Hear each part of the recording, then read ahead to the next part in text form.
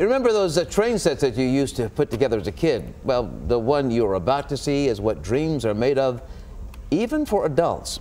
Jobin Paniker shows us one man's hobby that is now his legacy. This is just the train room itself. If a life's story took a room to tell, Just Steve's life, basically. it would look a little bit like this. It was his story. The story of Steve Sanders, an Army Green Beret. I miss him. And I said that this is very much about how he looked when I met him. His story can be told in what he collected, what he remembered, like 1950s Dallas. You'd go from Colorado to Arizona to New Mexico. But what good is a story if it's not shared? He just went, I've got to have this.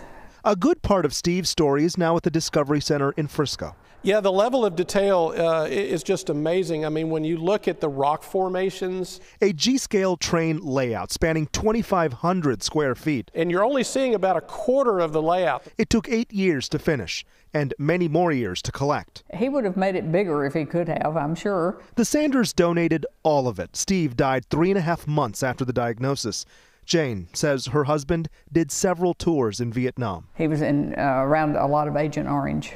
And then 40 years later, he got lung cancer. Incredibly detailed layouts now fill a room. Hundreds of trains, too. And most everything over here has never been opened. It's all in its original box. With the help of the city of Frisco, Steve's life will soon be displayed publicly. You know, this was his world, and now everybody gets to share it. This is how a legacy moves along. Jobin Paniker, Channel 8 News. Legacy